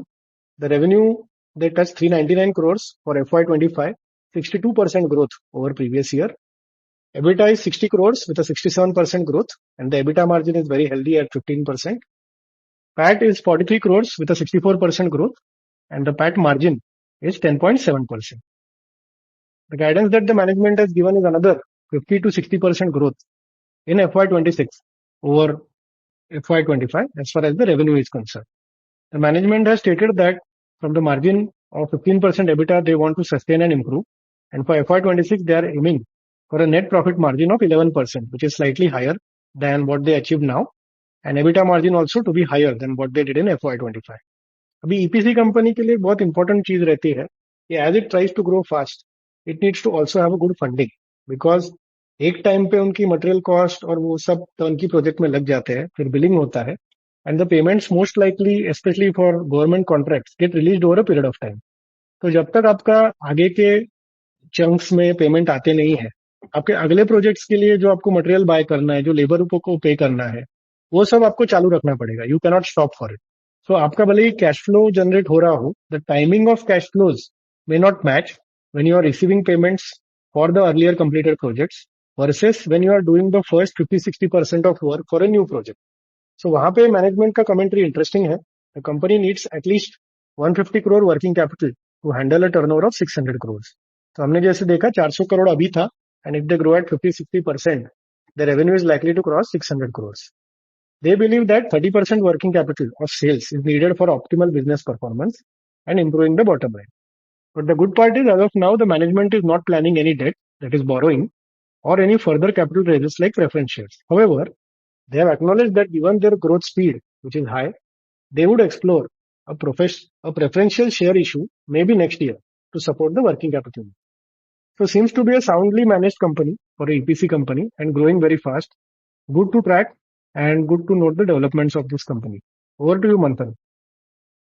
सो सात लोकर को अगर हम देखेंगे, ये भी एक ईपीसी प्लेयर है, बट जितनी भी ईपीसी प्लेयर्स अभी तक हमने डिस्कस किए लास्ट एक महीने में, एक बहुत सारी ईपीसी कंपनीज की जो हमने लास्ट पेज किया उसमें भी 4 या 5 ईपीसी कंपनीज को किया. इसमें भी हमने ऑलरेडी 2 ईपीसी कंपनीज को केटर कर चुके हैं, but most of them has been focusing towards government orders. क्योंकि जितना भी हमने डिस्कस किया, ट्रांसमिशन में इतना केपेक्स है, अगेन रोड्स में काफी केपेक्स हुआ है लास्ट 2-3 साल में, तो every one is focusing on government project. But ये सात लोग का जो कंपनी है, ये बोली कि गवर्नमेंट प्रोजेक्ट्स पे बिड नहीं करती है.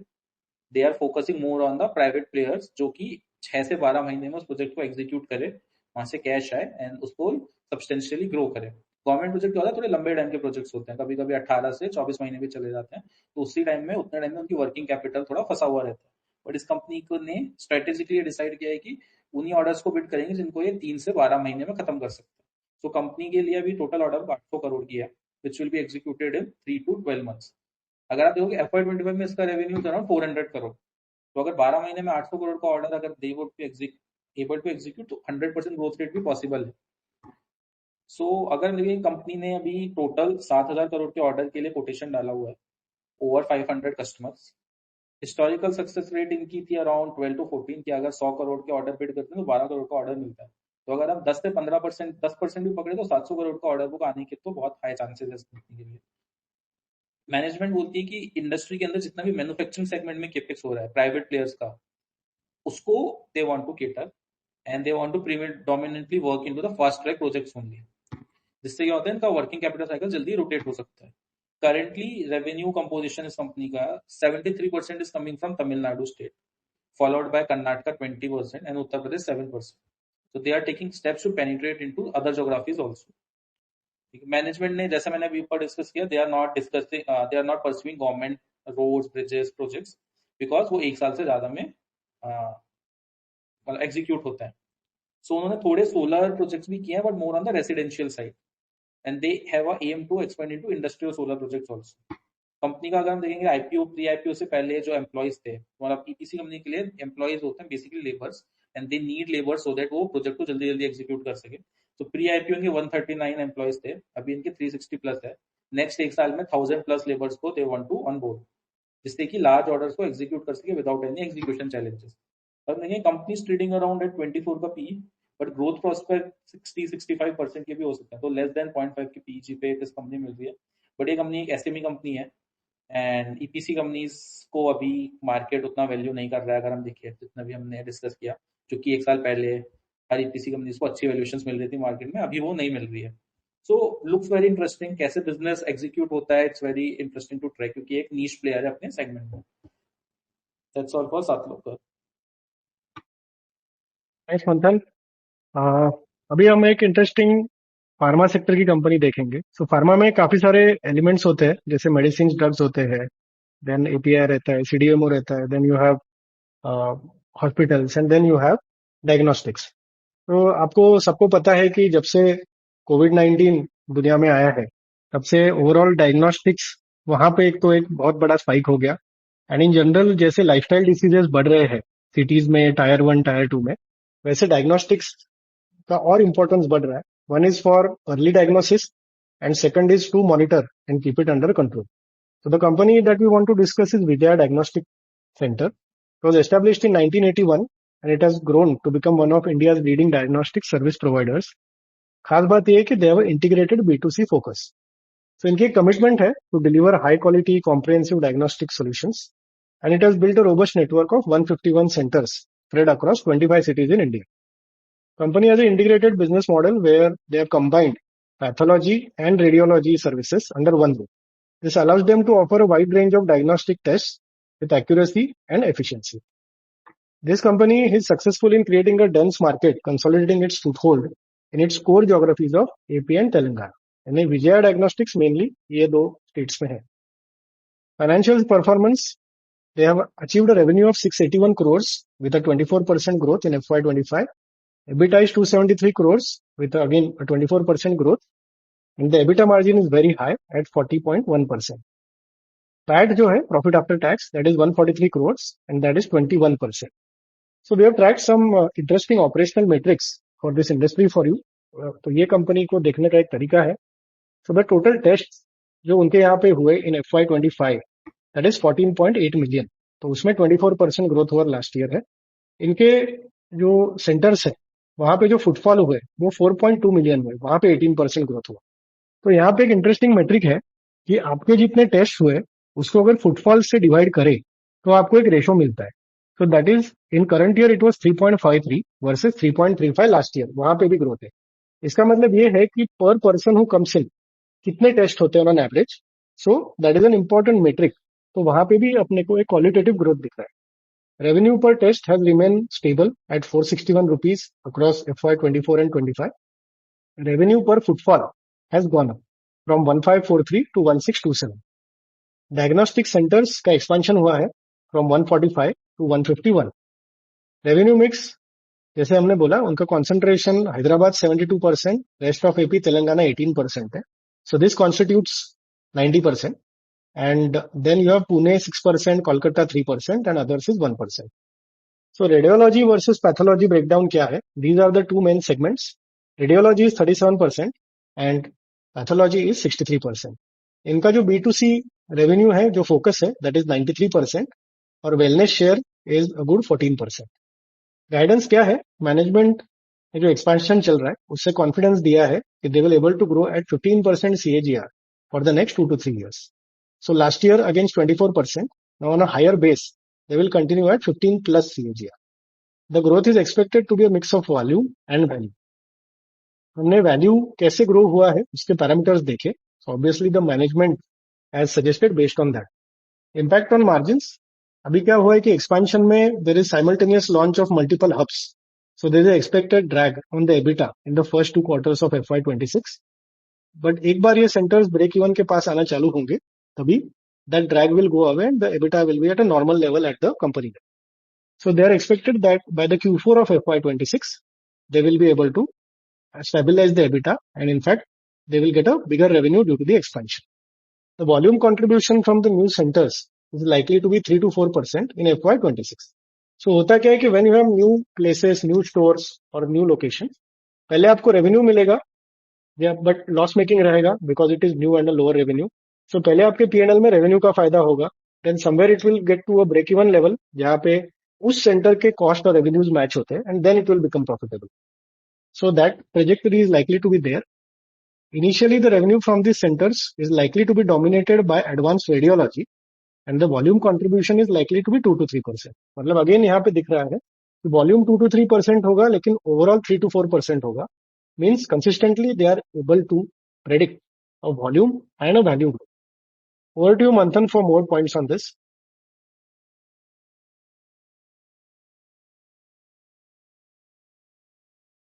Manthan, I think you are on mute.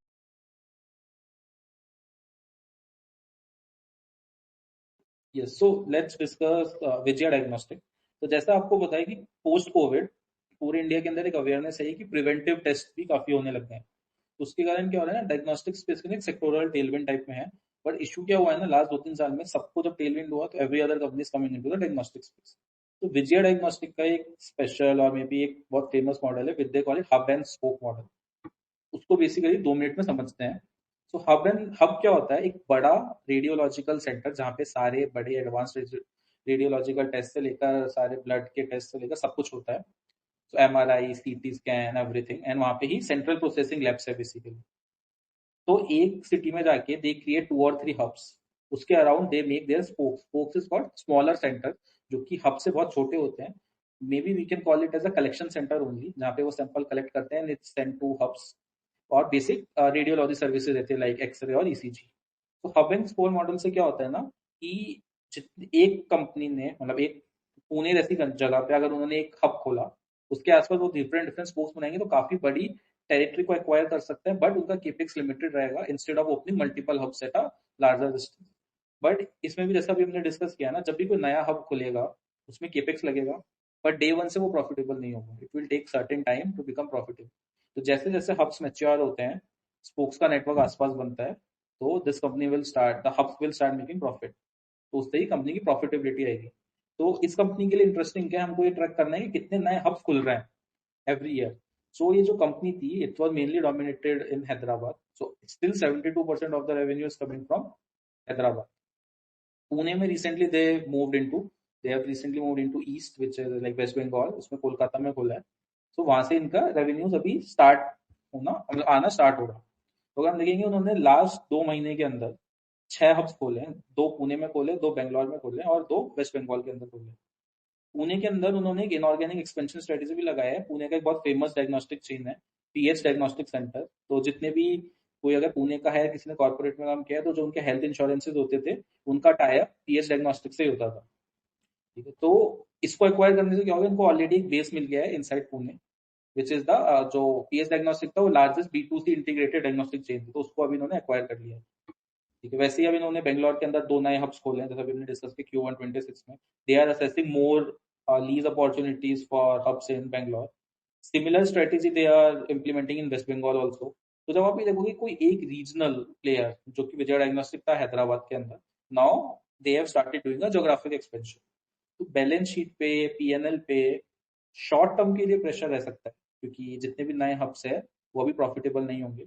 But as it reaches a scale, वहां से जब प्रॉफिट आना स्टार्ट होगा, इंक्रीमेंटल जो रेवेन्यू ग्रोथ और जो रेवेन्यू होगा उससे जो बॉटम लाइन ग्रोथ होगी वो ज्यादा होगी.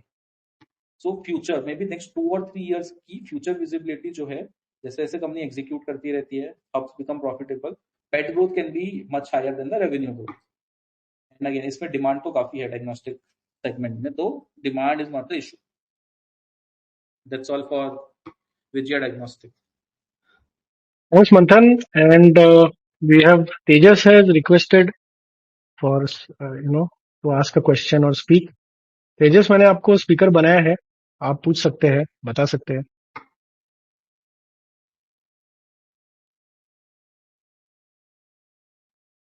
तेजस, अभी आप म्यूट पे है.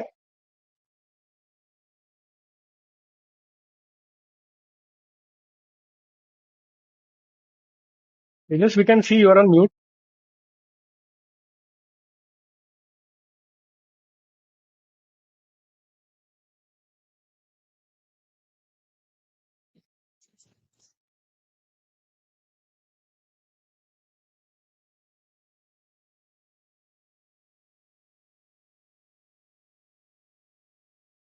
Let's move to the next Yeah. company. Tejas, I have taken back the speaker mic from you. You can post your question or suggestion in the comment box. We'll take it up. So now we are covering the last company for the day, Manorama Industries. About this company, it was established in 2005. It is a global pioneer in manufacturing specialty fats and butters and exotic products. तो इसका background ये है कि confectionery chocolates and cosmetic industry में पिछले 10-15 सालों में इतनी बूम आई है, इतना डिमांड है, तो इनका जो एक मेन प्रोडक्ट रहता है कोको, उसकी अभी शॉर्टेज है. अभी आप कितना भी कर लो उतना कोको नहीं बनता है, आप इतना नहीं एक्सट्रैक्ट और बना पाओगे जो डिमांड मीट करे. So this company Manorama has carved a niche in manufacturing sal cocoa butter equivalent and stearin, shea cocoa butter equivalent and stearin, mango cocoa butter equivalent and stearin, and other exotic fats and butters. So because of this acute shortage of cocoa for all these important industries, the various authorities, food authorities, FSSI, they have given approval that cocoa butter equivalents can be used in all these products. And certainly Manorama is one of the beneficiaries. So इसकी main part क्या है कि जो cell और mango कोकम है वो India में वो लोग प्रोक्योर करते हैं, बट जो कुछ एक्सोटिक सीड्स है specially in the shea category वो अफ्रीका में they procure, and they have done a very beautiful backward integration of 6 subsidiaries they have set up in Africa. तो इसकी वजह से क्या है कि even for cocoa butter equivalent अभी डिमांड एक्सप्लोड हुई है. जैसे पता चला है कि कोकोआ की शॉर्टेज है और सीबीई यूज हो सकता है, वैसे वो एक्सप्लोड हुआ है. बट उन्होंने बैकवर्ड इंटीग्रेशन और सप्लाई चेन इतना रोबस्ट बनाया है कि उन्हें शॉर्टेज होने के चांसेस बहुत कम है. So let us look at the financial performance and you will be happy to see the kind of numbers. In FY25, they had a revenue of 771 crores with a 69% growth over previous year. EBITDA जो है, that is operating margin is 191 crores, which is a 160% growth over last year. So EBITDA margin जो last year 16.1% था, वो अभी 24.8% पे shoot हुआ है. Similarly, जो profit after tax है, वो 112 करोड़ है. It has grown by almost 180%. तो पैट मार्जिन जो 8.8% था वो अभी 14.5% हो गया. Rarely do we see that in a single year a company has these kind of growth numbers, and you will be surprise that in the last 3 to 4 years it has been growing at 40-50% CAGR. And again, as I said, since there is a huge demand which is more than the supply in this proxy FMCG category, और उनको raw materials की shortage नहीं है, value chain बना हुआ है, even after having this kind of a 69% growth in revenue, the management is targeting another 40% growth in FY26. So they are likely to go to 1050 crores of revenue. The top revenue growth drivers are expect to be largely volume based. Volume मतलब demand होता है, with approximately 25 to 30% coming from volume and the rest 5 to 10% from price realization. तो जैसे demand आपकी ज्यादा होती है तो आपकी वॉल्यूम ग्रोथ होती है. Because demand is very high, you get a chance to charge a price premium. इसकी वजह से प्राइस रियलाइजेशन ग्रोथ भी लाइकली है. मार्जिन जो है, so the management has expressed confidence in the structural strength of their business model, क्योंकि उनके पूरे वैल्यू चेन और प्रोक्योरमेंट पे इतनी they have a lot of hold and their ability to sustain their healthy margins, which are at 25% EBITDA. So over to you, Manthan, for value-added points on this company, Manorama Industry. Yes, so Manorama Industries को अगर हम देखेंगे, it's a very niche player, proxy to FMCG, and is the fastest growing FMCG player अगर हम discuss करेंगे तो. क्योंकि last 2-3 साल में क्या हुआ है ना, जैसा भी हमने डिस्कस किया कि कोकोआ की शॉर्टेज हुआ, तो कोकोआ से कोकोआ बटर बनता है, उसका भी एक शॉर्टेज है, उसकी प्राइसेस काफी स्काई रॉकेट हो गई है. सो जो सीबी है, cocoa butter equivalent, it has exact similar properties to cocoa butter, plus it increases the shelf life of the product. ठीक है, तो अभी एक इन्वेस्टर कम्युनिटी और जितने भी एनालिस्ट अगर आप कॉन कॉल पढ़ोगे, they are skeptical about the stickiness of their margins, because last 12 महीने में कोकोआ बटर की प्राइसेस स्काई रॉकेट हो गई है. एंड लोगों को लगता है कि कोकोआ बटर इक्विवेलेंट की प्राइसेस भी इसलिए बढ़ी है कि कोकोआ बटर की प्राइसेस बढ़ी है. राइट, सो अगर आप जस्ट फॉर एन एग्जांपल, अगर 100 रुपए का कोकोआ बटर मिल रहा है, तो cocoa butter equivalent CB is around 1/4 of its cost, which is around 25 rupees. So जब सीबी की प्राइसेस ज्यादा होती है कोकोआ बटर की, तो कंपनीज और FMCG tend to use CB. But management का ऐसा कहना है कि ये जो सीबी का यूजेज है, इसका स्ट्रक्चरल चेंज. क्यों? क्योंकि सीबी एग्जैक्ट प्रॉपर्टीज देता है, plus it increase the shelf life. So दो प्रोडक्ट्स की एक ही प्रोडक्ट में दो चीजें मिल जाती है इनको. एंड एक और जो की मैट्रिक, जो की चेंजेस हुए ईयू में, पहले सिर्फ तुम 5% सीबी यूज कर सकते थे, अब it has increase to 10%. Indian industry में भी you can only make it to 2%, now it has increase to 5%. So India में भी स्टिल सीबी का जो अडॉप्शन है वो काफी कम है, बट आने वाले टाइम पे it can sky rocket because क्योंकि CB is much cheaper than cocoa butter. It could be a similar palm oil situation that happened in FMCG. पहले अगर आपको पता होगा तो सनफ्लावर ऑयल यूज होते थे मेनली, बट लास्ट 10-15 साल में palm oil is taken over because वो सस्ते होते हैं. तो सीबी भी वैसे ही ट्रांजिशन हो सकता है. एंड सीबी में इशू क्या है ना, इनके जो बिजनेस है वो सीड से बनते हैं which is a waste material एक तरह से. तो इसका जो प्रिक्योरमेंट करना है वो बहुत ईजी नहीं है. इंडिया के अंदर इन्होंने ट्राइबल्स के अंदर में कम्युनिटी बनाई है जिनको उनको बनाने में 5 से 10 साल चले गए, जहां से रॉ मटेरियल प्रिक्योर करते हैं. सिमिलरली अफ्रीका में इनकी एक सब्सिडरी है जहां से वो रॉ मटेरियल एक्वायर करते हैं. एक केमिस्ट्री है जिससे बटर को एक्सट्रैक्ट करते हैं, फिर उसको स्टरलाइज करके फ्रैक्शनलाइज करके पूरा प्रोसेस है. उसके बाद ये सीबीई बनाते हैं. तो इस पूरी इंडस्ट्री के अंदर सिर्फ 4 से 5 प्लेयर है. मनोरमा के ऑलरेडी जितनी भी बड़ी आपको चॉकलेट कंपनीज मिलेगी सबके सब इनके कस्टमर्स है. एंड कस्टमर्स को भी कॉन्फिडेंस है कि आगे सीबीई का यूज वो ज्यादा करेंगे अपनी चॉकलेट्स में. The only risk here is कि मार्जिन सस्टेन होंगे कि नहीं, जो एज ऑफ टुडे में भी थोड़ा भी डिक्रीमेंटल मार्जिन हुआ तो एक हैंगओवर रह सकता है. But overall as a structural story इसको ट्रैक करना it's very important.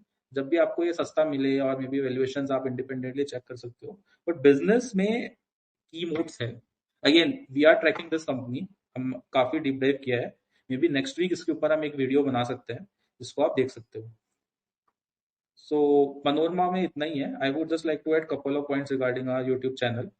So YouTube channel में हमारे पास अभी की क्या वीडियोस है जो आगे लाइंड अप है. वन इज ऑफ ट्रांसरेल जो आपको मे बी कल मिल सकता है. Then we are planning on Manorama. We are planning for a deep dive into pre engineering building का sector. We are working on a detailed video of Kitex garments. Right, तो आपको किसी और कंपनी का डिटेल्ड एनालिसिस चाहिए तो आप उनको कमेंट्स में बता सकते हो. We will try to make a video. If not video we will try to create a ex post.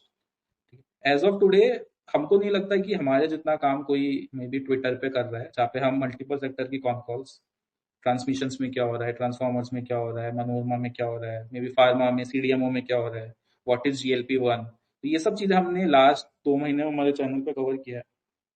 सो अगर आपको कोई भी और एनालिसिस चाहिए you can comment to us. If not you can support us by reposting और liking our Twitter content so that it encourages us to make it a more better research और a better content जिसको हम अच्छी delivery के साथ आप तक बता पाए. Yeah, thanks मंथन. एंड so far दिख नहीं रहा है कि किसी को कोई रिलेवेंट क्वेश्चन है. अभी तक कोई सजेशन नहीं है, रिक्वेस्ट नहीं है.